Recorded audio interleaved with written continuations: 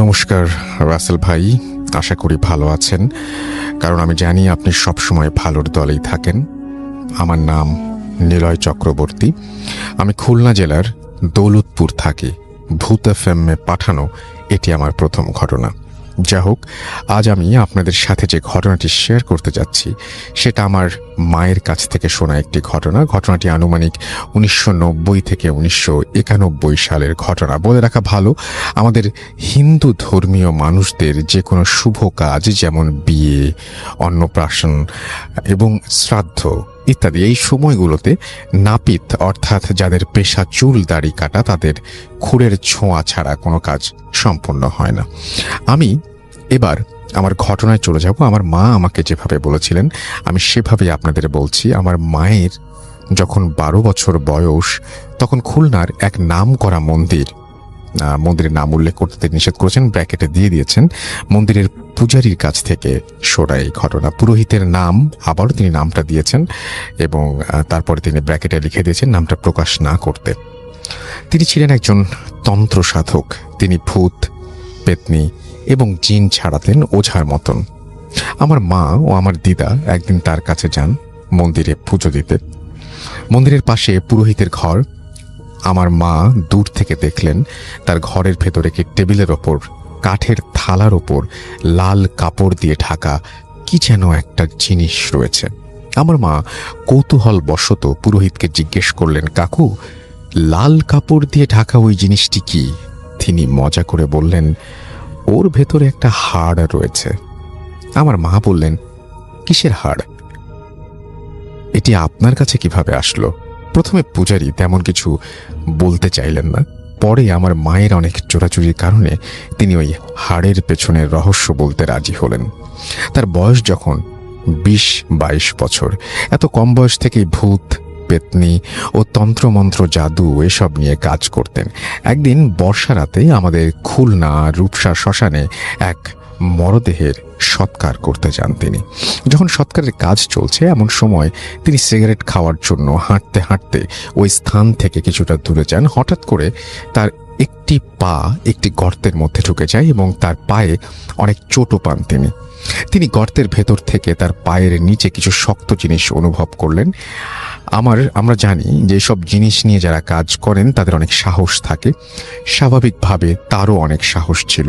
তিনি আগে পিছে কিছু না ভেবে গর্তের ভেতরে হাত ঢুকিয়ে দেন। বেশ কিছু শক্ত জিনিস ওনার হাতে অনুভূত হয়। ঠিক এমন সময় তার সঙ্গী সাথীরা ওনাকে পেছন থেকে ডাক দেয় ও তাকে আবারও শ্মশানে নিয়ে যায়। কিন্তু তার মনের ভেতর কৌতূহল কাজ করে, শক্ত জিনিসটি কি ছিল। তিনি মনে মনে সিদ্ধান্ত নিলেন যে আবারও ওই স্থানে ফিরে যাবেন। যেমন ভাবা তেমন কাজ।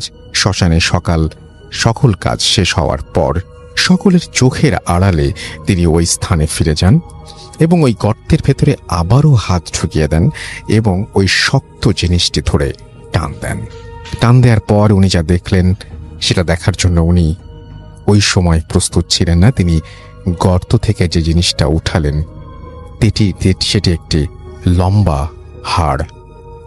তিনি প্রথমে একটু ঘাবড়ে গেলেন, তারপর কিছুক্ষণ পর ভাবলেন হাড়টি তিনি নিজের কাছে রাখবেন তার তন্ত্র সাধনার জন্য। কিন্তু তিনি জানতেন না যে এই হাড়টি তিনি তার নিজের সাথে যে নিয়ে যাচ্ছেন সেটি কার হাড়, তিনি বা কিসের হাড়। তিনি বাসায় এসে সবার চোখের আড়ালে একটা জায়গায় হাড়টি লিখে রেখে দেন। ঘটনাও শুরু হয় এইখান থেকেই। প্রথম রাতে কোনো সমস্যা হয় না, দ্বিতীয় রাত থেকে ঘটনাটি ঘটতে শুরু করে। আনুমানিক 12টা থেকে 1টার সময় তার ঘুম ভেঙে যায়। ঘুম ভেঙে তিনি শুনতে পেলেন তার ঘরের আশপাশ থেকে কান্নার আওয়াজ ভেসে আসছে। কিন্তু কিছু শোনার পর তিনি ঘরের আলো জ্বালিয়ে খোঁজা শুরু করলেন ওই আওয়াজটি কোথা থেকে আসছে। অনেক খোঁজাখুঁজির পর তিনি খুঁজে পেলেন না। এরই মধ্যে কান্নার আওয়াজ বন্ধ হয়ে যায়।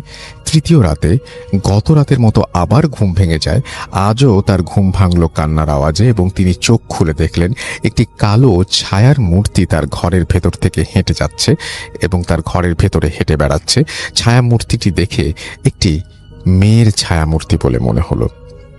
ওই কান্নার আওয়াজটি ছায়ামূর্তি থেকেই ভেসে আসছে। তখন তিনি উঠে বসলেন এবং ভয়হীনভাবে জিজ্ঞেস করলেন, তুমি কে, আর এভাবে কাঁদছো কেন? তখন ওই ছায়ামূর্তিটি উত্তর দিল, তুমি আমার পায়ের হাড় নিয়ে এসেছো, আমি চলতে পারছি না। তিনি বললেন যে তুমি আমাকে আমার হাড়টা ফিরিয়ে দাও। তখন পূজারী বললেন, আমি তো কোনো হাড় পাইনি, কোন হাড়ের কথা বলছো? তখন ছায়ামূর্তি বলে, সেই শ্মশানে যে ঘটনা সেটা তার পায়ের হাড়, এবং সেটি সে ফেরত চায়। পূজারী ছায়ামূর্তিকে বললেন যে হাড়টি তিনি ফেরত দেবেন না, কিন্তু তিনি আর একটা প্রশ্নও করলেন যে ওই হাড়টা ওই স্থানে কিভাবে আসলো। তখন ছায়ামূর্তিটি উত্তরে বলল যে তখন থেকে 20 বছর আগে সে মারা যায়। রূপসা নদীর বিপরীত পারে একটি গ্রামে তারা পরিবার নিয়ে থাকতো। তার বাবা পেশায় ছিলেন একজন নাপিত। মেয়েটি তার গ্রামের একটি ছেলেকে ভালোবাসত। তার পরিবার কোনো অবস্থাতে এই সম্পর্ক মেনে নেয়নি। কিছুদিনের মধ্যে বাবা অন্য এক মেয়ের সাথে বিয়ে দেয়। তখন মেয়েটি রাগে দুঃখে তার গ্রাম ছেড়ে 4-5টি গ্রাম পরে গিয়ে একটি পরিত্যক্ত স্থানে এসে গাছের সাথে গলায় ফাঁস দিয়ে আত্মহত্যা করে। ওই গ্রামের লোকেরা রাশের পরিবারের কোনো খোঁজ খবর না পেয়ে বেওয়ারিশ লাশ হিসেবে নদীর এপারে রূপসা শ্মশানের পাশে একটি গাছের নিচে মাটি চাপা দিয়ে রাখে। এই ঘটনাগুলো সবচেয়ে অদ্ভুত ব্যাপার এটাই যে এটা সে লাশের কাছ থেকে শুনছে। সময়ের পরিবর্তনের ফলে গাছটি মারা যায় এবং সে একটি গর্তের তৈরি হয়, এবং গর্তের ভেতরে যে গর্তটার ভেতরে সেই পুরোহিতটা পড়ে গিয়েছিল। তখন এই কথা শুনে পূজারী মনে মনে ভাবল যে অপমৃত্যুতে মরা নাপিতের অবিবাহিত মেয়ের পায়ের হাড় তার তন্ত্র সাধনার জন্য অনেক কাজে লাগবে এবং সিদ্ধি লাভ করতে পারবে। অন্যদিকে কালো ছায়ামূর্তিটি পূজারীর কাছে অনেক অনুরোধ করলো তার হাড়টি ফেরত দেওয়ার জন্য, কিন্তু কোনো অবস্থাতে পূজারী সে হাড় ফেরত দিতে চাইল না। এই অবস্থায় কোনো ছায়ামূর্তিটি বলল যে হাড়টি ফেরত মানে হাড়টি সে কোনোভাবেই ফেরত দেবে না, তবে একটা কাজ করা যেতে পারে, সেটি হচ্ছে তার আত্মার শান্তির ব্যবস্থা করে দেবে পূজারী। এবং এই প্রস্তাবে সেই মেয়েটিও রাজি হলো, এবং কিছুদিন পর এক বিশেষ দিনে হিন্দু ধর্মীয় মতে শ্রাদ্ধ শান্তির মাধ্যমে পূজারী তার আত্মা উদ্ধার করলো। তারপর থেকে এই হাড়টি অনেক যত্ন সহকারে, মানে এই প্রস্তাবটি মেয়েই দিয়েছিল এবং পূজারী সেটাতে এগ্রি করেছিল, এবং সেই অনুযায়ী সবকিছু হলো। এবং সে যেটা করলো, সেই হাড়টি দিয়ে সে অনেক যত্ন সহকারে এসেছে তার কাছে রাখলো, এবং বিভিন্ন মানুষকে তন্ত্র সাধনার মাধ্যমে ভূত পেতনি ও কালো জাদুর প্রকোপ থেকে সেই পুরোহিত রক্ষা করত। তো এইটাই ঘটনা ছিল। এই কাহিনীতে পুরোহিত পূজারী নিজের মুখে আমার মায়ের কাছে বলেছেন। এই ঘটনাটি আমার মায়ের কাছ থেকে শোনা, এবং এটি একটি সত্যি ঘটনা। আমি আপনার ভূত এফএমের একজন নিয়মিত শ্রোতা। আমার নিজের সাথে ঘটা কিছু ভয়ঙ্কর ঘটনা রয়েছে যা আমি আপনাদেরকে তিনি বলেছেন যে শোনাবেন নিশ্চয়ই কোনো একদিন, এবং ভালো লাগলে তিনি এটা পড়ে শোনাতে বলেছেন। এই ছিল ঘটনা। আশা করছি ভালো লেগেছে আপনাদের। এবং তিনি কোনো তার নাম লেখেননি, বা তার নাম লিখেছেন নিলয় চক্রবর্তী। হ্যাঁ, তো তার এই ঘটনাটি আশা করছি আপনাদের ভালো লেগেছে। যদি ভালো লাগে তাহলে অবশ্যই আমাকে জানাবেন, যদি ভালো না লাগে তাও জানাবেন কমেন্ট সেকশনে কমেন্ট করে। এবং এই ঘটনাগুলো মতো আপনাদের কাছে অনেক ঘটনা আছে, সেই ঘটনাগুলো ইমেইলে আমাদেরকে পাঠিয়ে দেবেন।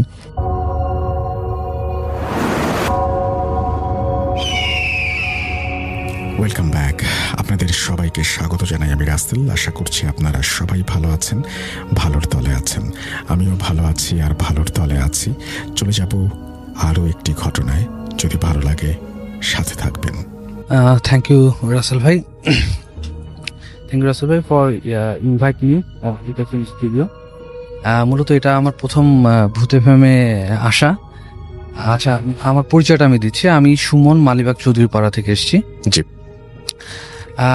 রাসেল ভাই, এই গল্পটা আমি কালেক্ট করেছি আমি 2018 ফেব্রুয়ারিতে আমি ইন্ডিয়ার দার্জিলিংয়ে ঘুরতে গিয়েছিলাম আমার অফিসের কলিগরা একসাথে। তো সেখানে মূলত আমরা যেদিন গিয়েছিলাম তার পরের দিন আমাদের কালিম্পংয়ে যাওয়ার কথা ছিল। তখন আমরা একটা জিপ ভাড়া নিই। তো জিপ ভাড়া নিয়ে আমরা রওনা দিই সকালের দিকেই। তো সকালে যাওয়ার পথে কালিম্পংটা অ্যাকচুয়ালি যারা ওখানে গিয়েছেন তারা ভালো জানেন যে ওটা কিন্তু মূলত পাহাড়ি একটা জায়গা, যেখানে এক পাশে হলো পাহাড়, আরেক পাশে মানে খাদ। সেখানে কিন্তু পাহাড়ি অনেক গাছ আছে, এবং এক পাশটা যেটা বলতে পারেন অনেকটা জঙ্গল। ম্যাক্সিমাম জায়গাটাই হচ্ছে জঙ্গলের মতো দেখায়। সো ওখানে যাওয়ার পথে আমার আবার মূলত মানে গল্প কালেক্ট করার একটা ইচ্ছে সবসময় থাকে। সো আমি আমাদের ড্রাইভারকে আমি জিজ্ঞেস করলাম যে আপনি যে এতদিন ধরে এই পথ ধরে গাড়ি চালান, আপনি কি কখনো এরকম কোনো প্যারানর্মাল অ্যাক্টিভিটির সম্মুখীন হয়েছেন বা ভূত বা জিনের সম্মুখীন হয়েছেন কিনা? তো উনি বলেন যে হ্যাঁ, ওনার সাথে একটা ঘটনা ঘটেছিল, যেটা হচ্ছে আপনার 2014 সালে, সেটা জানুয়ারির দিকে। তো আমরা সবাই উৎসুক হয়ে গল্পটা মানে ঘটনাটা জানতে চাইলাম তার কাছে। তো উনি তখন গাড়ি চালাচ্ছিলেন, রানিং অন দ্য ওয়েতে ছিলাম আমরা কালিম্পংয়ের উদ্দেশ্যে। সো উনি শুরু করেন, উনি যেভাবে বলছেন আমি সেভাবেই বলার চেষ্টা করছি। উনি যেটা বললেন যে উনি দার্জিলিং থেকে কালিম্পংয়ের উদ্দেশ্যে রওনা দেন প্রতিদিনের মতোই। তো সেদিনও উনি সেই একইভাবে গিয়েছিলেন। তো কালিম্পংয়ে যাওয়ার পরে ওনার ওখানে বেশ কিছু কাজ ছিল, কাজ শেষ করতে করতে ওনার একটু লেট হয়ে যায়। তো লেট হয়ে যাবার পর উনি ব্যাক করবেন এখন কালিম্পং থেকে দার্জিলিং সিটিতে। বাট যেটা হয় যে অন্যান্য দিনের থেকে সেদিন তার একটু লেট হয়ে যায়, তখন রাত আনুমানিক আপনার 10:30টার মতো হবে। তো একটু বলে রাখা ভালো যে আপনার দার্জিলিং সিটিতে যারা গেছেন বা ঘুরতে গেছেন তারা হয়তো জানেন যে রাতের বেলা, রাত 10টা মানে ওখানে অনেক রাত, তার মানে ওখানে অলরেডি জনমানব শূন্য হয়ে যায় সেই জায়গাটা। সো উনি মানে নর্মালি উনি ব্যাক করছেন তখন রাত 10:30টা। তো ব্যাক করতে করতে উনি পথের মধ্যে হঠাৎ করে উনি একটা জিনিস দেখতে পান যে পথের ধারে একটা মেয়েকে উনি দেখতে পান। মেয়েটা তাকে হাত দেখাচ্ছিল যে যাতে গাড়িটার তাকে সে ড্রপ নিতে যাচ্ছিল মানে গাড়ির কাছে। তো যখন সে মানে হাত দেখায়, সে মেয়েটাকে দেখে সে পুরোটাই অবাক হয়ে যায়, কারণ এত রাতে এখানে কোনো মেয়ে থাকার কোনো সম্ভাবনাই নেই। কারণ যেহেতু ওখানে মানে রাত 8টার দিকেই মানুষ শূন্য হয়ে যায়, সো ওখানে কোনো মানুষ থাকার কথা না। তো উনি আরেকটা বিষয় জানতেন, যেই প্লেসটাতে মেয়েটা দাঁড়িয়ে হাত দেখিয়ে তার কাছে লিফট চাচ্ছে সেটা মূলত একটা হন্টেড এরিয়া। কারণ এর আগেও ওখানে অনেক মানে যারা ওখানে জিপ চালায় তারা অনেকেই ওখানে অনেক মানে অশরীরী অনেক কিছুই দেখেছিল। তো উনি এটা মনে করে উনি আর গাড়ি থামানোর কথা মানে ভাবেননি। উনি সঙ্গে সঙ্গেই সেই জায়গাটি যত দ্রুত সম্ভব ওখানে অতিক্রম করার চেষ্টা করে। উনি জোরে গাড়ি চালানো শুরু করে এবং উনি এতটাই ভয় পেয়ে যান যে উনি পিছন ফিরেও তাকাতেও ভয় পান। উনি সঙ্গে সঙ্গে ওই জায়গাটি ত্যাগ করেন। তো যেতে যেতে মূলত তার কিছু দূর পরেই রাসেল ভাই একটা শ্মশান ঘাট পড়ে। তো শ্মশান ঘাটটা উনি যখনই অতিক্রম করে যান, তারপরে ওনার মানে গাড়িটা আর কেমন যেন একটু ভারী হয়ে যায়, মানে গাড়িটা আর চলছে না, এরকম একটা অবস্থা। উনি যতই এক্সেলেটার দাবাচ্ছেন, মানে এক্সেলেটার যতই চেষ্টা করছেন গাড়িটাকে আরও একটু স্পিড তোলার জন্য, বাট গাড়িটা মোটো আগের মতো রান করছে না, গাড়িটা স্লো হয়ে গেছে। তো উনি হঠাৎ করে ওনার মাথার মধ্যে ওই জিনিসটা আসেনি যে এখানে কোনো প্যারানর্মাল ঘটনা ঘটতে পারে। উনি ভাবলেন যে হয়তো বা গাড়ির ইঞ্জিনে বা গাড়ির টায়ারে কোনো প্রবলেম হয়েছে, এর জন্য হয়তো গাড়িটা স্লো হয়ে গেছে। তো উনি গাড়িটা চেক করার জন্য উনি গাড়ি থেকে নেমে ওনার হাতে যে মোবাইলটা ছিল সেটা লাইট জ্বালিয়ে উনি গাড়ির ইঞ্জিন ইভেন চাকা চেক করা শুরু করেন। উনি যখন চেক করে কোনো প্রবলেম খুঁজে পান না। সো উনি যখন কোনো সমস্যা পান না, উনি আবার গাড়ির দিকে ব্যাক করেন। তো উনি যেই আপনার দরজাটা খুলতে যাবেন, তখনই মূলত যেটা সব থেকে মোস্ট ইন্টারেস্টিং ঘটনাটা ঘটে যায়, মানে যেটা ভয়াবহ ঘটনা ওনার হিসেবে, সেটা হলো যে উনি দেখতে পান যে গাড়ির পেছনের সিটে সেই মেয়েটি বসে আছে, যেই মেয়েটি কিছুক্ষণ আগে ওনার কাছে গাড়িতে লিফট চেয়েছিল। তো উনি ওটা দেখার পরে উনি মানে কয়েক সেকেন্ডের জন্য স্টার্ন হয়ে যান যে উনি অ্যাকচুয়ালি কী করবেন উনি কিছুই বুঝে উঠতে পারছিলেন না। কারণ যেহেতু এটা পাহাড়ি পথ আর তখন অলমোস্ট রাত 11টা থেকে 11:30 বাজে। সো ওখানে অ্যাকচুয়ালি কোনো মানুষজন তো নেই। সো উনি তখন কি করবেন বুঝে উঠতে পারছিলেন না। তো এক পর্যায়ে উনি ডিসাইড করেন যে উনি মানে গাড়িতেই চড়ে যাবেন। তো উনি আল্লাহর নাম নিয়ে কলমা পড়ে গাড়িতে চড়ে বসেন। গাড়িতে চড়ে বসেন। রাসেল ভাই, আমি আপনাকে আগেও বলেছিলাম যে অ্যাকচুয়ালি ওখানে আমি ওনাকে জিজ্ঞেস করেছিলাম যে আপনি তো মানে পালিয়ে যেতে পারতেন, কিন্তু উনি বললেন যে ওখানে মানে পালানোর কোনো অপশন নেই, যেহেতু জায়গায় নাই, কোনো জায়গায় কোনো নেই। উপায় কারণ হচ্ছে নেই। যারা জানে পুরোটাই পাহাড়ি রাস্তা, তারা জানবে। চারিদিকেই পাহাড়, জঙ্গল, কোনো এবং মানুষ। অনেক দূর পর পর একটা বসতি আসছে, জি জি জি। বাজারের মতো কোনো একটা জায়গা অনেক দূর পর পর আসছে। হ্যাঁ, তো উনি সেটা ভেবে উনি, আর যেহেতু গাড়িটাই ওনার একটা সম্বল, মানে আয় ওটা করার, ছেড়ে তিনি তো ওটা যেতে চান। ছেড়ে উনি যেতে পারছেন না ওখানে। সো উনি যা হবে ভাবলেন, আল্লাহর নাম নিয়ে কলমা পড়ে গাড়িতে উঠে গেলেন। উঠে গিয়ে উনি গাড়ি চালানো শুরু করলেন এবং গাড়ি খুব দ্রুত চালাতে শুরু করেন এবং সাথে উনি খুব জোরে জোরে কলমা পড়তে থাকেন। উনি যখন এই কথাটা বলছিলেন, উনি আসলে আমি ওনাকে দেখেছিলাম, ওনার পশম দাঁড়িয়ে গিয়েছিল সেখানে। তো যখন উনি যতই জোরে গাড়ি চালাচ্ছেন চালাতে থাকেন, বাট পথ যেন শেষ হচ্ছে না ওখানে। আর উনি তখন ধরেই নিয়েছিলেন যে আজকে হয়তো তার জীবনের শেষ রাত। সো উনি যখন যেতে থাকেন, যেতে যেতে হঠাৎ করে ওনার মনে হয় যে উনি একটু মানে পিছনটা দেখতে চাচ্ছেন যে এখনো সেই অশরীরীটা আছে কিনা। তো উনি রেয়ার ভিউ মিররে উনি দেখার চেষ্টা করেন, দেখেন যে মেয়েটা ওখানে এখনো বসে আছে। ইভেন তার ঠিক কয়েক সেকেন্ড পর মানে যেই মেয়েটা বসেছিল সেখানে, সে মেয়েটা বাতাসের মতো তার পাশে সিটে এসে বসে। আমি একটা কথা বলতে ভুলে গেছি রাসেল ভাই, মেয়েটা অ্যাকচুয়ালি দেখতে, মানে উনি যেটা বলেছিলেন অবয়বটি মেয়েটার, সেটা মেয়েটা দেখতে ছিল আপনার সাদা সাদা একটা শাড়ি পরার মতো, পা দেখা যাচ্ছিল না। আর মেয়েটার বয়স হবে আনুমানিক 20 কি 21 বছর। আপনি বলছেন একটু ভাসমান, মানে অনেকটা ট্রান্সপারেন্ট টাইপের, মানে কোনো স্থির না, আর খুব দ্রুত মুভ করছিল ওনার কথা মতো। উনি যখন মেয়েটা সেই মানে কয়েক সেকেন্ডের মধ্যে তার পাশের সিটে এসে বসে, উনি দেখার পর উনি আরো ঘাবড়িয়ে যান, মানে উনি আরো ভয়ে কি করবেন না বুঝতে পারছেন না। উনি যত দ্রুত পারেন গাড়ি চালানো শুরু করেন এবং আরো জোরে কলমা পড়া শুরু করেন। সব থেকে ইন্টারেস্টিং বিষয় হচ্ছে রাসেল ভাই, আমরা তখন শুনেও ভয় পেয়ে গিয়েছিলাম যে মেয়েটা সাডেনলি তার মাথা তার কাঁধে দিয়ে দেয়। মানে এটা খুব আশ্চর্য ব্যাপার, খুবই হরর একটা মানে বিষয়টা। তো উনি যখন দেয়, উনি ভাবতেও পারছেন না যে এরকম একটা ঘটনা ওনার সাথে এই মুহূর্তে ঘটছে। উনি গাড়ি আরো জোরে চালানো শুরু করেন এবং আরো জোরে কলমা পড়া শুরু করেন এবং চালাতে থাকেন গাড়ি। সে সময় তার যেটা মনে হচ্ছিল যে পথ যেন শেষ হচ্ছে না, মানে সে চাচ্ছে যে সামনে যদি কোনো একজনের সাক্ষাৎ পাওয়া যায় তাহলে উনি নিজেকে একটু সেভ করতে পারবেন। বাট আল্লাহর রহমতে যেটা হয় যে উনি যেতে যেতে একটা সামনে বাজার পড়ে। তো বাজারে ফরচুনেটলি দুটো লোককে উনি দেখতে পান যারা হাত দেখিয়ে ওনাকে লিফট নিচ্ছেন। মূলত দার্জিলিংয়ে যারা গিয়েছে তারা জানে যে ওখানে দেখা যায় পথে পথে মানুষ হাত দেখিয়ে মানে গাড়ির লিফট নেয়, নিয়ে ওরা নিজস্ব গন্তব্যে যেতে চায় আর কি। তো পরে যখন উনি যখন দুজনকে দেখলেন, তখন তার সাহসটা ফিরে আসলো। ইভেন মানে সে অনেক মানে কি বলবো, তার জানে পানি চলে আসছে যদি বাংলা ভাষায় কথা বলি। তো তখন সে সেই লোকগুলোকে জানতে চাইলো তারা কোথায় যাবে। তারা বললো যে আমরা একটু সামনেই যাব। তখন তাদের যে লাগেজগুলো ছিল সেগুলো গাড়িতে উঠিয়ে তাদেরকে নিয়ে উঠলো। কিন্তু এই পর্যায়ে একটা কথা রাসেল ভাই, যে উনি সেই কথাটা ওনাদের সাথে, প্যাসেঞ্জারের সাথে কিন্তু শেয়ার করেননি। হ্যাঁ, সেটা এক পর্যায়ে উনি গাড়িতে ওঠানোর পর ওদের সাথে গল্পে মেতে ওঠেন। তো গল্পে মেতে ওঠার পর উনি কিন্তু ওই বিষয়টা ভুলে যান, ওই যেই অশরীরী যেটা ওনার গাড়িতে এসেছিলেন। উনি ওনাদের সাথে গল্প করতে করতে উনি চলতে থাকেন।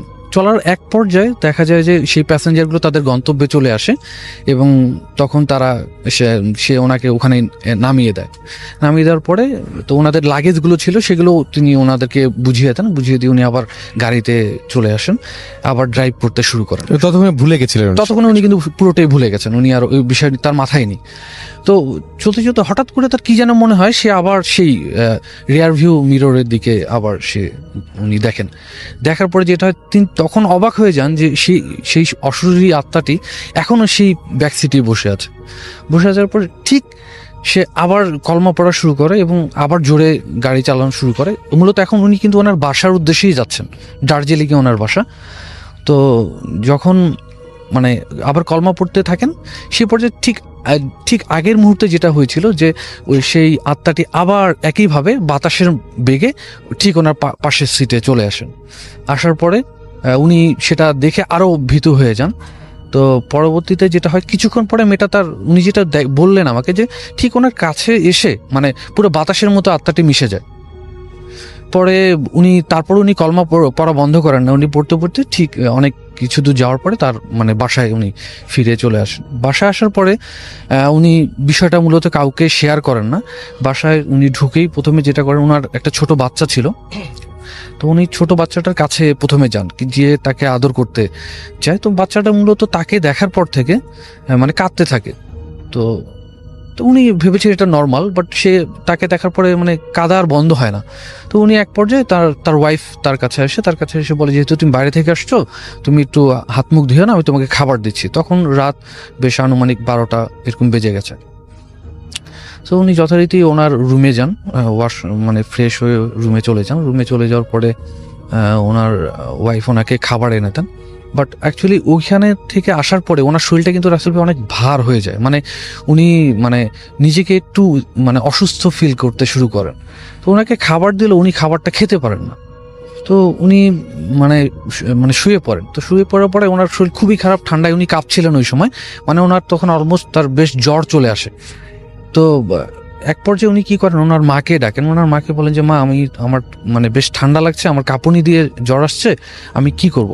তখন তার মা বলেন যে, ঠিক আছে, আমি তোমাকে একটু মানে, তারপরে তার মা তার জন্য মানে কিছু গরম পানি নিয়ে আসে, ভাবে যে জ্বর যেহেতু আসে একটু গরম মানে পানি পট্টি দিয়ে দেয়।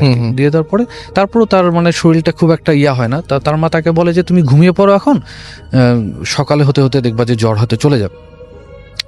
তখন তার ওয়াইফ এবং তার মা তার যে যার রুমে চলে যায়। উনি তখন সেই সময় শুয়ে থাকেন, মানে ঘুমানোর চেষ্টা করেন, বাট ঘুমাতে যাচ্ছেন, বাট ঘুম আসছে না ওনার, মানে এত পরিমাণে খারাপ লাগছে। তো উনি তখন হঠাৎ করে সেই মানে ওনার সাথে কিছুক্ষণ আগে যে ঘটেছিল যে ঘটনাগুলো, ওগুলো মনে করা শুরু করেন। তো উনি মনে করেন যে তখন উনি ভাবেন যে হয়তোবা সেই অশরীরী আত্মাটি তার উপর ভর করেছে, এর জন্য তার মানে শরীরটা এত ভার হয়ে গেছে, বা মানে এত মানে তার এত মানে তার জ্বর আসছে, বা তার শরীরে এরকম হচ্ছে। তো আমি আপনাকে বলেছিলাম রাসেল ভাই যে ওখানকার দার্জিলিং এর যারা মানুষ, তারা কিন্তু এটা বিশ্বাস করে যে যদি কোনো ভূত পেট কারো উপর আসর করে, তাহলে যদি তারা গালিগালাজ করে সেই ভূত পেটটিকে, সে তাহলে তার শরীর ছেড়ে চলে যায়। এটা তারা বিশ্বাস করে ওখানকার মানুষরা। তো উনি যথারীতি মানে ওটাই ওই জিনিসটাই করার চেষ্টা করেন। উনি হঠাৎ করেই মানে গালিগালাজ করা শুরু করেন। তিনি মনে করেন যে এটা বললে হয়তো ওনার কাছ থেকে ওই জিনিসটা হয়তো চলে যাবে। আচ্ছা। তো এক পর্যায়ে যেটা হয় যে উনি গালি করা শুরু করে কিছুক্ষণ পরেই একটা অদ্ভুত একটা ঘটনা ঘটে যায়, যেটা হলো যে ওনাদের যে বাথরুম ছিল সেখান থেকে হঠাৎ করে একটা মেয়ের অদ্ভুত ধরনের কান্নার আওয়াজ তারা শুনতে পায়, খুব বিকট শব্দে। এই শব্দটা শুধু উনি না, ওনার বাসার সবাই শুনতে পান। তো সবাই যে যার রুম থেকে দৌড়ে চলে আসে। তো ওনারা প্রথমে বাথরুম থেকে যেহেতু শব্দটা আসছিল, তো ওরা বাথরুমে প্রথমে গিয়ে চেক করে যে কি হচ্ছে, বাথরুমে কি মানে কি জিনিসটা কি। তো ওনারা বাথরুম খুলে দেখে যে বাথরুমে মানে কেউ নেই। তো ওনারা তারপরে ওনার ওয়াইফ, ওনার মা, ওনার ছেলের রুমে যায়। ছেলের রুমে গিয়ে দেখে যে ছেলে ওই সময় কিন্তু সে সেন্সলেস হয়ে গেছে, মানে সে শুয়ে আছে মেঝেতে।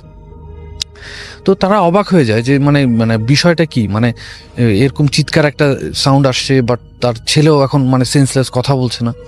তো তারা সকাল হওয়া পর্যন্ত মূলত ওয়েট করে। তা যখন সকাল হয়ে যায় মানে ভোরবেলা, তখন তার তখন সেন্সটা ফিরে আসে। তখন তারা তাকে জিজ্ঞেস করে যে মানে তোমার কি হয়েছিল। তখন সে তাদের সাথে শেয়ার করে যে রাতের বেলা একটা হয়েছিল, এরপর থেকে আমি এখন মানে কিছুই জানি না, রাতে আমি কখন হয়ে গেছে, কি হয়েছে।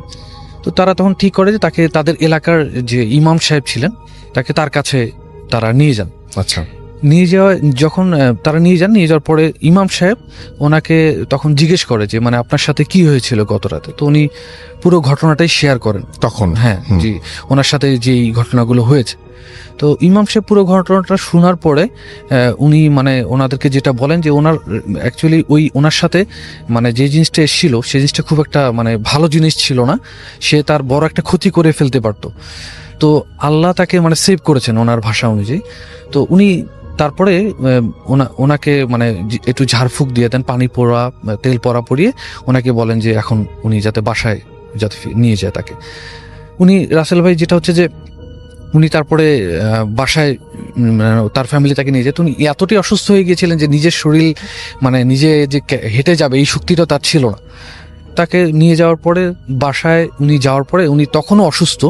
উনি অলমোস্ট আমাকে যেটা বলেছিলেন যে 20 দিন উনি বিছানা থেকে উঠতে পারেননি, এতটাই অসুস্থ ছিলেন। এরপরে তো 20 দিন পরে উনি আস্তে আস্তে সুস্থ হতে শুরু করেন। তা এক পর্যায়ে যেটা হয় যে উনি মানে পুরোপুরি সুস্থ হয়ে যান, তখন উনি মানে মানে আবার তার জিপ মানে গাড়ি চালানো শুরু করেন। অ্যাকচুয়ালি উনি বলেছিলেন যে অ্যাকচুয়ালি এই গাড়িটি তার সম্বল, কারণ গাড়ি না চালালে তো সংসার চলবে না, এটা একটা ওনার ইয়া ছিল। তো উনি এখনো সেই পথ দিয়েই মানে চলাচল করেন, এবং এরপরও নাকি উনি অনেক কিছুই মানে দেখেছেন ওই জায়গায়, যে জায়গাটা, আর যে জায়গাটা মূলত রাসেল ভাই ঘটনাটা ঘটেছিল ওটা কিন্তু একটা হন্টেড, মানে ওখানে এলাকার লোকজন যারা বলে তারা বলে যে ওখানে অনেক মানুষদেরকে মেরে ফেলে দেওয়া হতো, মানে ওটা একটা জঙ্গলের মতো ছিল পাহাড়ের পাশে। সো যার জন্যই ওই এলাকাটায় মানে কেউ নর্মালি মানে মানে একা কেউ যেত না। সো তখন উনি ওই সেই গাড়ি চালানো তো শুরু করে দিলেন।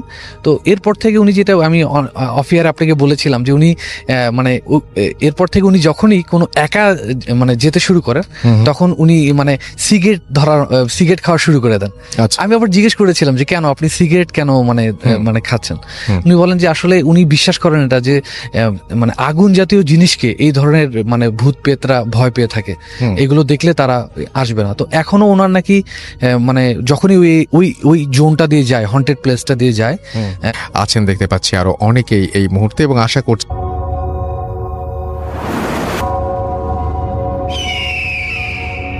Welcome back.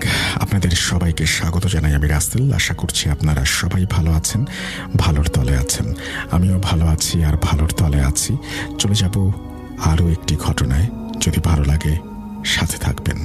আসসালামু আলাইকুম, কেমন আছেন? ওয়ালাইকুম সালাম। আসসালামু আলাইকুম সবাই। থ্যাংক ইউ রাসেল ভাই। হ্যাঁ, অনেকদিন পরে আসার।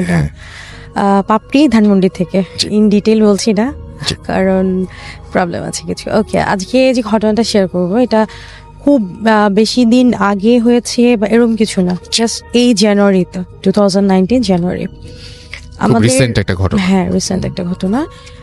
আমি আমার বাসার একদম পরের বাসাটাই, ঠিক আছে, মানে এখান থেকে পরে আর আসা সময় না, আগে আমাদের এক রিলেটিভস বাড়ি করে, র্যাপিডলি ওনার বাড়ি করার সময় এলাকার কিছু ঝামেলা ছাড়া বাড়ি হয়ে যায়, খুব দ্রুত বাড়িটা হয়।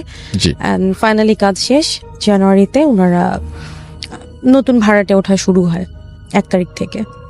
তো জানুয়ারির 1 তারিখ থেকে ভাড়াটে আসে, সবকিছুই ঠিকঠাক অ্যাজ ইউজুয়াল। 12 তারিখের দিকে, মানে 10 তারিখের পরের ঘটনাটা, ওই বাড়িতে ওনারা যে ভাড়াটে আসেন একতলার, তো ফার্স্টের দিকে যে রুমটা, সেখানে যে ভাড়াটে আসেন যে ফ্ল্যাটটাতে, ওই ভদ্রলোক সকালবেলা খুব সকালে ওই আঙ্কেলের থেকে চাবি নিয়ে চলে যায়, খুব দ্রুত, লাইক 6:30 7টা হবে এরকম, আরো সকালে হয়তো 8টা বা 9টার দিকে যখন ওই বাসায় তার বুয়া আসে, ঢুকেই দেখে যে মেইন গেটটা খোলা আছে। তো ভেতর থেকে ইউজুয়ালি লক করার কথা, সকালে ঢুকে উনি ডাকে ওই বাসার যে ইয়া ছিলেন, ওনাকে ডাকাডাকির পরে পায় না, এবং ভেতর বেডরুমে যেয়ে দেখে মহিলাটা সিলিং এ ঝুলছে, ঠিক আছে, সুইসাইড। তো অ্যাজ ইউজুয়াল খুব চিল্লাপাল্লা, সবাই এখানে লোকজন জড়ো হয় এবং পুলিশ আসে, অ্যাজ ইউজুয়াল যা হয় যে একটা সুইসাইডাল কেস। তো in the mean time police dead body নিয়ে যায়, পোস্টমর্টেম হবে। তো সেই ভদ্রলোককেও ট্রেস করা যাচ্ছে না, তার ফোন অফ। অ্যান্ড দেন রিপোর্টে যেটা দেখা যায় যে মহিলাটা সুইসাইড না, দ্যাট ওয়াজ মার্ডার। আর সবচেয়ে মানে কষ্টের যে বিষয়টা, the lady was 5 to 6 months pregnant that time. তো মহিলাটা প্রেগনেন্ট ছিলেন। এটা তো মানে খুব এমনি একটা মানুষ মারা যাওয়াটাই আনন্যাচারাল, যেহেতু নর্মাল, সেখানে একটা আরেকটা মানুষ তার ভেতরে ছিল, সেটাও খুন হয়েছে। তো পুলিশ আসে, রিপোর্ট দেখে, সবাই একটা সময় সিল করে দিয়ে যায়, বাসা চলছে এভাবেই। এবার কেস মামলা হচ্ছে, এবার হচ্ছে থানায়, বাড়ির তো আর কোনো ব্যাপার নাই। কয়েকদিন পর থেকে যেটা হয়, ওই বাড়িতে আশেপাশে যারা আছে, মানে ওটা তো গ্রাউন্ড ফ্লোরের ঘটনা, ফার্স্ট ফ্লোরে যারা আছে 2 তলায়, সেখানে ওরা শুনতে পায় যে নিচের ঘর থেকে খুব ধুমধাম শব্দ হচ্ছে, মানে উইয়ার্ড আচরণ। হয়তোবা বাসায় একটা ঘটনা হয়েছে সেই জন্য হয়তো বলা হচ্ছে, বাট হচ্ছে এখন কিছু একটা হলে না, মানুষের সাবকনসিয়াস মাইন্ড এটা ধরে নেয়, না হলেও মনে হয় যে অনেক কিছু হচ্ছে। তো যা হোক, পাশের ফ্ল্যাটে যেটা হয়, এরকম অনেকেই বলছে যে ওই আঙ্কেলকে বলছে, আঙ্কেল একটা মিলার টিলার দেওয়ার ব্যবস্থা করেন, রুমটাকে খোলার ব্যবস্থা করেন। এখন যেহেতু পুলিশ সিল করে দিয়ে গেছে, তো সেই রুম তো খোলা পসিবল না। পাশে বাসায় যিনি আছেন, একদম আমি আপনাকে বাড়ির তো ঠিকানাটা বললামই, অফ এয়ারে বলছিলাম, আর ওনার ওইখানে কেস চলছে। তো পাশের বাড়ি থেকে যেটা হয়, এক ভদ্রলোক 1 তলা থেকে 2 তলায় যে ভদ্রলোক, ওনারা দেখছে যে নিচ তলায় জানালার এখানে মানে বারান্দার এই দরজাটা, মানে এই যে খানটাতে ঘটনাটা হয়েছে, যে ফ্ল্যাটটাতে, উনি রাতে 10টা সাড়ে 10টার দিকে বোধহয় বারান্দায় আসেন কোনো একটা কারণে। এসে দেখেন যে ওইখানটাতে কিছু একটা শব্দ হচ্ছে নিচে, 2 তলা থেকে 1 তলায় কিন্তু খুব ইজিলি অ্যাক্সেস করা যায়, শব্দ হচ্ছে। তো উনি বুঝতে পারছেন না, খুব একটা রাত হয়নি, ল্যাম্পপোস্টের আলো ওইখানে দেখা যাচ্ছে। ভালো করে উকি দিয়ে দেখে কিছু একটা বসে কোনো একটা কিছু খাচ্ছে, একটা মহিলা, একটা স্ট্রাকচার, খুব যে দেখা যাচ্ছে না খাচ্ছে, কি খাচ্ছে না দেখে তার আর দেখার মতো ওই সাহসটা হয়, এসে দৌড়ে ভেতরে চলে যায়। জি। পরদিন সকালে এরা কি করে যে পরদিন সকালে এই ভদ্রলোক এবং তার ওয়াইফ, তাদের একটা বাচ্চা ছিল 5-6 মাসের বেবি, ওকে নিয়ে চলে যায়, গ্রামের বাড়ি চলে যায়। তো হঠাৎ করে এরম একটা ঘটনা হলো, 5-7 দিনের মাথায় আবার এরম চলে গেছে। সো এই ক্যাচাল মানে চলছে একটা না একটা। তো আমরাও, আমার কাজিন আছে, ওর বেবি হয়েছে, ও বাবুটার বয়স হচ্ছে 1 বছর, ওকে বারান্দার দিকে নিয়ে আসলেও প্রবলেম হয়। মানে ও হচ্ছে 2 তলায় আর ঘটনাটা হচ্ছে 1 তলায়। মানে ওদের বাসায় ওরা এমন হয়ে করেছে বাড়িটা যে একটা ওয়ালও পর্যন্ত দেয়নি। আমি যে আসছিলাম আমাকে কিন্তু এটা সামনে দিয়ে আসতে হয়েছে, ওই রুমটার সামনে দিয়ে আমাকে আসতে হয়েছে, বিল্ডিং এর ভেতর, বাট ওইটার সামনে দিয়ে আসতে হয়েছে। তো এইভাবে পরে খবর পাওয়া যায় 2-3 দিন পরে, যেটা যে ওই ভদ্রলোক যে চলে গেলেন সকালে, খুব ভোরে চলে গেলেন ওনার ওয়াইফ এবং বেবিকে নিয়ে, ওনার বেবিটা মারা গিয়েছিল। মারা গিয়েছিল। অ্যান্ড দ্যাট টাইম, সরি আমি মিস করেছি, পরদিন সকাল ওনার তো চলেই তো যায়। তো চলে যাওয়ার পর সেইখানে হচ্ছে আপনার রুমে যখন ওই যে বারান্দা বাইরে যে সিটি কর্পোরেশনে ঝাড়ু টাড়ু দেয়, গলির ভিতরে আসে, বারান্দায় দেখতে পায় যে রক্ত পড়ে আছে, ছাপছাপ রক্ত। আর এখানে তো ঢোকা পসিবল না, যেহেতু পুলিশ সিল করে দিয়ে গেছে। তো কোনো বিড়াল টিড়াল কিছু করেছে কিনা, এখানে একটা ছোট্ট বাচ্চার আঙুল পাওয়া যায়। মানে এটাই খুব অদ্ভুত একটা জায়গা না? আমি আপনাকে বলার সময় আমি খুব ফ্রিক করছিলাম, আমার ভীষণ, আমার চোখ বন্ধ করলে আমি দেখি ছোট্ট একটা আঙুল, মানে এই যে ছোট আঙুলটা আমাদের কোণে আঙুল যেটাকে বলে, এই আঙুলটা। তো পরে 2 দিন পরে জানা যায় যেটা, ওটা আর তখন পুলিশ আর বলে না, যেহেতু একটা ঝামেলা অলমোস্ট চলছে, বাড়ির বদনাম হয়ে গেছে, ভাড়াটেরাও চলে যাওয়ার মতো অবস্থা, পুলিশকে আর এটা ইনফর্ম করে না, যেহেতু লাস্ট সেখানে ওরকম কিছু তো ক্রাইম দেখেনি। সো ধারণা করে যে ধামাচাপা দেয়, বিড়াল এটা নিয়ে এসছে এখানে বা বিড়াল খেয়েছে। ঘটনাটা যখন ওই ভদ্রলোক চলে যায়, যে ভদ্রলোক ছিলেন, ওনার তো যেহেতু অনেকদিন ভাড়া আছেন, ওনার কাছে ফোন যায় যে আবার একটা ঘটনা হয়েছে। তো উনি বলে ওনাদের বাচ্চাটা মারা গেছে, 5-6 মাসের যে বাচ্চাটা ছিল, বাচ্চাটা হচ্ছে ওদিন রাতে হঠাৎ করে অসুস্থ হয়ে যায়, এবং ভোরের দিকে ওরা দেখে যে বাচ্চাটার হাতের আঙুলটা, একটা হাতের বা হাতের আঙুলটা নাই, মানে ছোট আঙুলটা, কোন আঙুলটা ওর হাতে নেই। তো এই কারণে মানে ওরা ওই ব্লিডিং রত অবস্থায় যে হাতের আঙুলটা নিয়েই ওইভাবেই ওরা বের হয়ে যায়। কারণ ওদের তো তখন বলছিল যে আপনারা পুলিশ বা ডাক্তারের কাছে, আমরা আমি ডাক্তার নিয়েছি, আমরা এখান থেকে বের হয়ে ডাক্তার দেখিয়ে দেন ও রাস্তাতেই মারা যায়। তো এটা ওরা চায়নি যে ছোট্ট একটা বাচ্চা 5-6 মাসের একটা শরীর পুলিশ কাটুক, আবার পোস্টমর্টেম করুক। একটা মানুষ, মহিলা মারা গেছে, তার পেটে কিন্তু এরকম একটা বাচ্চা ছিল, এরকম একটা বাচ্চা, যে বাচ্চাটার বয়স মাত্র পৃথিবীতে এসছে 5-6 মাস। তো এই বাচ্চাটার হাতের আঙুল ছিল না, ওই একটা হাতে, ওইভাবেই তাকে দাফন টাফন করে। এগুলা চলার মধ্যে এলাকায় বলা হয় যে এরকম আপনারা, সবাই বলছে যে আঙ্কেল আছে ওনার নামে বলছে যে তুমি এরকম মিলাদ দাও, বাড়িতে মিলাদ দাও। আমরা যেহেতু মুসলিম, হিন্দু যেই হোক, কিছু কিন্তু রিচুয়ালস থাকে। হ্যাঁ, ওইগুলো কাজগুলো উনি করেননি। আর এইগুলো আসলে কতটা সত্যি মিথ্যা যায় না, বাট তারপরে কিছু ব্যাপার থাকে। কিন্তু ওইখানে তো একটা ঘটনা হলো, যেহেতু যে মার্ডারের ঘটনাটা হয়েছে, তো পরে ওনাকে বলা হয় আপনারা মসজিদে এনে হুজুর এনে, উনি হুজুর নিয়ে আসে, নর্মালি হুজুরে এসে নামাজ পড়ে দোয়াটা পড়ে যায়, কিন্তু কোনো সমস্যার সমাধান হয় না। উপরের ফ্লোরে ওরা বলছে যে রাতের দিক হলে ওরা মনে হচ্ছে যে আত্মচিৎকার, মানে কষ্ট দিয়ে মারলে বা যদি কষ্ট হচ্ছে খুব, এরকম শব্দ পাওয়া যায়। কিন্তু ব্যাপারটা আসলে এমনি হলে হয়তো ন্যাচারাল হতো, বাট যেহেতু একটা ঘটনা হয়েছে, মানুষ এটা স্বাভাবিকভাবে নেয় না। ওনার 2 তলার ভাড়াটিও চলে যায় এই ভয়ে। তো ফাইনালি ওই আঙ্কেল যেটা করেন, ডিসাইড করে যে কিছু একটা করতে হবে।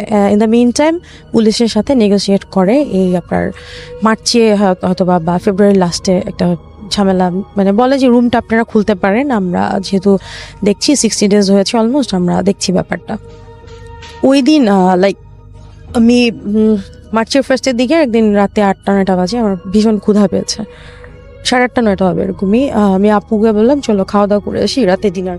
তো ইন দ্য মিন টাইম পুষ্প আপু, আমি চলে যায় আমার আপু মেজো আপু, ও আপনার আগে চলে গেছে যে তুই আমি লক করে আসছি। আর ফুয়াদকে ফোন করলাম যে তুমি কোথায় আছো, আসো আমরা রাতে একসাথে বাইরে খাওয়া দাওয়া করি।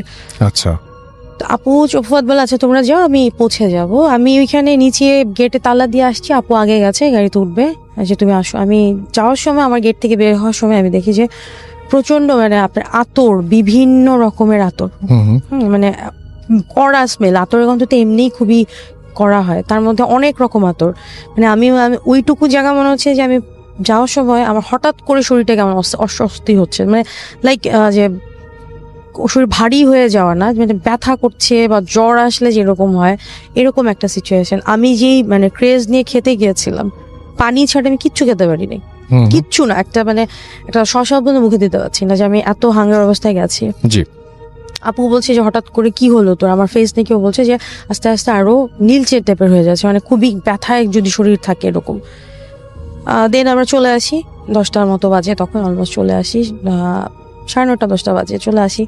আসার পরে আমি বাসে এসেই আমার ভীষণ খারাপ লাগছে। আমি এশার নামাজটা কমপ্লিট করি, এশার নামাজ পড়ে যখন আমি কোরআন তেলাওয়াত শেষ করি, আমি কোরআন শরীফ পড়ে ওঠার পরে আমার মনে হচ্ছে যে ঘাম দিয়ে জ্বর ছাড়লে যেরকম হয়, মানে একেবারে শরীর ফ্রেশ, না মেডিসিনস না কোনো কিছু বা খাবারের কোনো কমপ্লিকেশন, আমি তো কিছু খাইনি।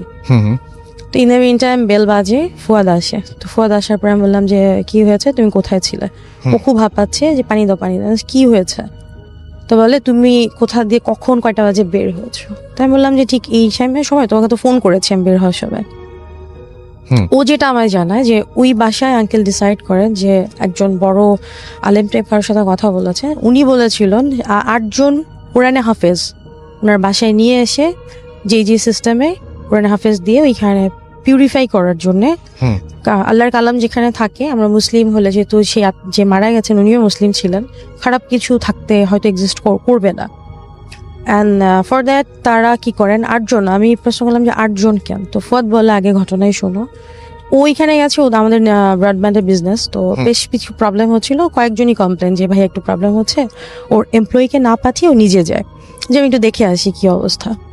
তো যাওয়ার পরে যেটা, ও যখন বের হয়ে আসবে ও দেখছে যে ওখানে ওদের বসার সময় লাইটগুলো স্পার্ক করছে, আপ ডাউন করছে, মানে লাইটগুলো স্পার্ক করছে। এবং আমরা কিন্তু ইলেকট্রিক ওয়েভটা বোঝা যায় যদি কোনো প্যারানর্মাল জিনিস, আগে ইলেকট্রিক ওয়েভে সেটা আছে। ওর মোবাইল ও পিসিতে দেখলো যে ওইখানে যারা যেখানে গেছেন। ও যখন বের হয়ে আসবে ওকে বলছে যে না তুমি একটু পরে যাও। বলছে কেন? না আমাকে আর্জেন্ট যেতে হবে। তো বলে না পরে যাও। তো বলে আঙ্কেল কি হয়েছে? তো আমরা যেহেতু ওয়েট করছি বাইরে, ও তখন ওরা বললো যে দেখো নিচে তো ওইরকম কোরআনে হাফেজ এসছে, তুমি যেও না। অ্যান্ড কি হয়েছে, এই হচ্ছে 8 জন আছে, ওরা 8টা পিলার, মানে আমাদের যে পিলারগুলো আছে, পিলার না মানে বাড়ির যে জানালাগুলো আছে, দরজাগুলো আছে, ঠিক আছে, লাইক হচ্ছে আপনার যেই রুমটায় মারা গেছে ওই রুমে 2টা জানালা 1টা দরজা, মাঝখানে হচ্ছে 2টা জানালা মতো হবে হয়তো, আর মানে বাইরের রুমের দিকে 3 জন, মোট হচ্ছে 8টা। আমরা কিন্তু শুনে থাকি, দেখবেন রাসেল ভাই, যে 3 জন 7 জন 11 জন, 8 জন কেন? মানে ওইখানে বের হওয়ার যতগুলো রাস্তা ছিল ওই রাস্তাগুলো দিয়ে না, শুধুমাত্র মেইন গেটে, মানে যে গেটটা দিয়ে ঢুকে ঘরের যে এন্ট্রেন্স, এই গেটে কাউকে দাঁড়া করায়নি। এবং এইখানে কোনো আতর বা আপনার জমজমের পানি বা দোয়া এখানে দেওয়া হয়নি। যদি সে বের হয়ে যায় ওই রাস্তাটা দিয়ে যেন বের হয়। এবং তার বাসার আশেপাশে যারা ছিল 40 হাত না কি গজ বললো, ওই জায়গাতে যেন কোনো মানুষ না যাওয়া আসা করে। রাস্তায় যারা আছে তারা যাবে, তাদের তো আটকানো সম্ভব না, বাট বাড়ির যারা আছে তারা যেন বের না হয়।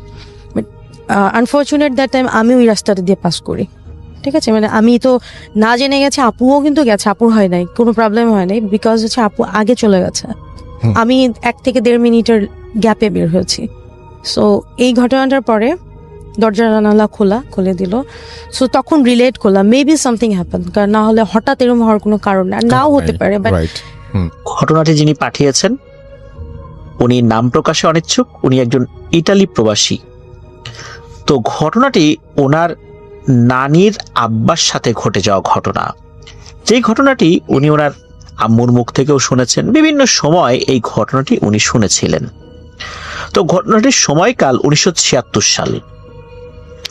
তো ঘটনাটি মূলত যখন ঘটে তখন ওনার নানির আব্বা কুমিল্লা জেলার দেবিদ্বার উপজেলার একটি মসজিদের ইমাম ছিলেন। উনি প্রায় 40 বছর ধরে ইমামতি করেছিলেন। এবং শুধু যে ইমামতি করতেন তা নয়, ওনার হাতে অসংখ্য মানুষ আল্লাহর রহমতে হাফেজে কোরআন হয়েছে। উনি নিজেও বিভিন্ন সময় অনেক রোগের ট্রিটমেন্ট করতেন, বিশেষ করে জিন রিলেটেড বিভিন্ন রোগগুলো। উনি একজন ভালো রাকি ছিল না বটে। তো কুমিল্লার দেবিদ্বার উপজেলার বড় মসজিদ বলতে যেটা বোঝায় ওইটা আর কি, উনি ওখানকার বড় ইমাম ছিলেন। তো ওনার পবিত্র কোরআন তেলাওয়াতটা অসাধারণ ছিল, খুবই সুন্দর, যেই শুনতো সেই বিমোহিত হয়ে যেত।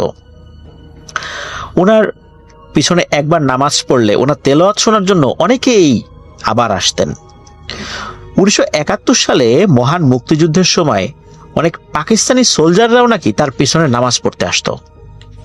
উনি মাঝে মাঝেই চিন্তা করতেন যে নামাজ পড়া অবস্থায় কোনো একটা অস্ত্র নিয়ে এই পাকিস্তানিদেরকে গুলি করে হত্যা করা যায় কিনা। কেননা উনি চিন্তা করতেন এই লোকরা এখন পিছনে এসে নামাজ পড়ছে, অথচ নামাজ পড়ে বের হয়েই আমার বাংলাদেশি ভাইদের উপর গুলি চালাবে, আমাদের মা বোনদেরকে ধরে নিয়ে ক্যাম্পে নিয়ে যাবে, এরাই এসে পিছনে নামাজে দাঁড়িয়েছে। ওরা যখন নামাজ পড়তো তখন অস্ত্রগুলো এক পাশে রাখতো। উনি চিন্তা করতেন যে ইমামতি করা অবস্থায় হঠাৎ করে নামাজ ছেড়ে দিয়ে কোনো একটা অস্ত্র দিয়ে ব্রাশ ফায়ার করে এদেরকে মেরে ফেলা যায় কিনা। কিন্তু নামাজরত অবস্থায় কাউকে এভাবে হত্যা করা যায় না, সে যে এরকম অপরাধী হোক না কেন। ওনার মাঝে মাঝে ইচ্ছা করতো, শুধু শরীয়তের বিধিবিধান থাকার কারণে উনি কখনোই এটা করতেন না। আসলে ওনার ওই অবস্থাতে কিছু করারও ছিল না। মনে মনে খুব কষ্ট পেতেন যে এই নরপিশাচগুলোই ওনার পেছনে দাঁড়িয়ে নামাজ পড়ছে। তো যাই হোক, ওনার বাসা এবং মসজিদ খুব কাছাকাছি হওয়ায় অনেক সময় মসজিদে উনি রাত্রেবেলা থাকতেন। পায়ে হেঁটে বাসায় যেতে 6 থেকে 7 মিনিট লাগতো। উনি রাতের বেলা তাহাজ্জুদের সময় উঠে তাহাজ্জুদের নামাজ পড়ে ফজরের আজানের আগ পর্যন্ত কোরআন তেলাওয়াত করতেন। ফজরের নামাজ পড়ে আরো কিছু দোয়া কালাম পড়ে তারপর উনি বিশ্রাম নিতেন। তো ওই মসজিদে কিন্তু মাঝে মাঝেই জিনেরা নামাজ পড়তে আসতো। অনেক জিনেদের সাথে তার দেখাও হয়েছিল। আবার কখনো কখনো দুষ্টু জিনেরা বলতে যেই জিনেরা অতটা পরহেজগার না কিন্তু নামাজ কালাম পড়ে, এমন জিনেদের সাথেও তার দেখা হয়। এক রাতের ঘটনা, যে রাতের ঘটনা ওনার জীবনটাকেই এক বিভীষিকাময় নারকীয় যন্ত্রণা এনে দিয়েছিল। এক রাত্রে বৃষ্টি হয়, তো উনি ওই রাত্রে আর বাসায় যান নাই, কারণ যেহেতু উনি মসজিদেই অধিকাংশ সময় থাকতেন রাতের বেলাতেই। তো উনি ভোরবেলা, মানে তখন তাহাজ্জুদেরও আগে উনি কোরআন তেলাওয়াত করছিলেন। হঠাৎ করে পুরো মসজিদটা সুঘ্রাণ ছড়িয়ে পড়ে, সুঘ্রাণে ভরে যায়। উনি তো বুঝতে পেরেছেন নিশ্চয়ই কোনো কিছু এসেছে, কারণ এই ধরনের সেন্ট বা সুঘ্রাণ উনি আগেও পেয়েছেন। তবে উনি ছিলেন মসজিদে একদম প্রথম কাতারে বসে বসে কোরআন তেলাওয়াত করছিলেন। তো পেছন থেকে এসে কেউ ওনাকে সালাম দিয়েছে। তো উনি আর সালামের উত্তর নেন নাই, উনি যেহেতু কোরআন তেলাওয়াত করছিলেন। আর উনি ওনার মতো করে কোরআন তেলাওয়াত করেই যাচ্ছেন। প্রায় 15-20 মিনিটের মাথায় হঠাৎ করে পেছন থেকে একজন তাকে ডাক দেন যে, হুজুর, আপনি মনে হচ্ছে কোরআনের এই আয়াতটা ভুল পড়েছেন, একটু খেয়াল করে পড়ুন। তখন এই যে যিনি ইমাম সাহেব, উনি পেছন দিকে তাকিয়েছেন, তাকিয়ে দেখছেন যে বেশ সুদর্শন কয়েকজন মানুষ দাঁড়িয়ে আছেন। তো তাদের দিকে তাকিয়ে বলেন যে, আপনি কে হে বাপু, আমার ভুল ধরার? আপনি জানেন আমি কে? আমি কোরআনে হাফেজ। আমি 40 বছর এই মসজিদে ইমামতি করি। কোরআন শরীফ কতবার খতম করেছি সেটা আমি গুণে শেষ করতে পারবো না। আজ পর্যন্ত কেউ আমার ভুল ধরতে পারেনি। আর আপনি এসে আমার ভুল ধরছেন? আমি যেটা পড়েছি ঠিকই পড়েছি, আপনার ভুল হতে পারে। আপনি কোরআন শরীফটা দেখে নেন যে ওই আয়াতটা আপনি যেটা জানেন সেখানে ওই উচ্চারণটা ঠিক আছে কিনা। তো এই কথা বলার পর ওই যে লোকগুলো দাঁড়িয়েছিল তারা একে অন্যের দিকে তাকায়। তাকানোর পর এদের মধ্যে থেকে পেছনে একজন দাঁড়িয়েছিলেন, তিনি বলেন, হুজুর, আপনি অহংকার করে ফেলেছেন, আর আপনাকে এর শাস্তি ভোগ করতেই হবে।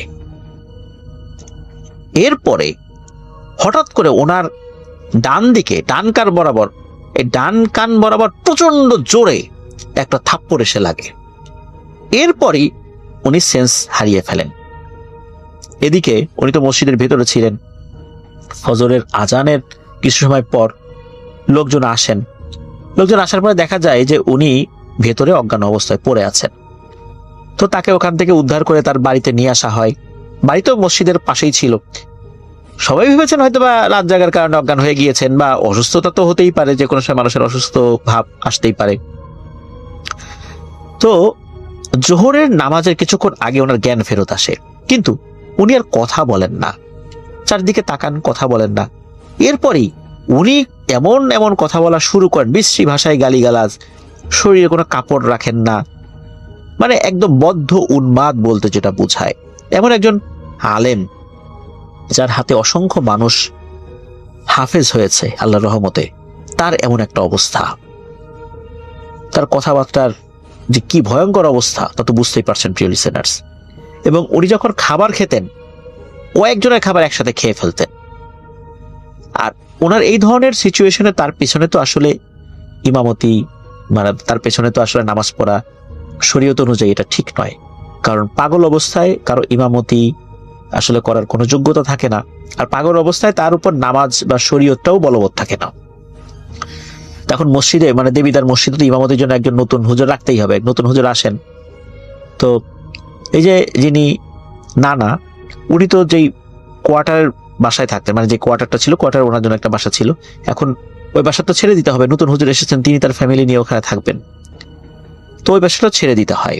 1968 সালে ওনার বড় মেয়ে, মানে আমাদেরকে যিনি ঘটনা পাঠিয়েছেন তার নানি, তার বিয়ে হয়। তো ওনাকে সুস্থ করার জন্য কিন্তু অনেক ট্রিটমেন্ট করানো হয়েছে, অনেক হুজুর কবিরাজ দেখানো হয়েছে, কিন্তু না, কেউই বলতে পারেনি আসলে সমস্যাটা কোথায়। সবাই বলেছেন রাত জাগে ইবাদত করার জন্য হয়তো বা এরকম হয়েছে, এমনিতে তো হতেই পারে। ওখান থেকে তার পৈতৃক নিবাস বিদ্যাকুট গ্রামে তাকে নিয়ে আসা হয়। ওখানে নিয়ে আসার পর অনেক আলেম তারা বিভিন্নভাবে চেষ্টা করেছেন, কিন্তু কেউ কিচ্ছুটি বলতে পারেনি। এভাবে কাটে 8টি বছর পাগল অবস্থা। 76 বছর বয়সে ওনার মৃত্যু হয়। কিন্তু উনি পাগল অবস্থায় ছিলেন, তাহলে এই ঘটনা কিভাবে আমরা জানলাম, তাই না?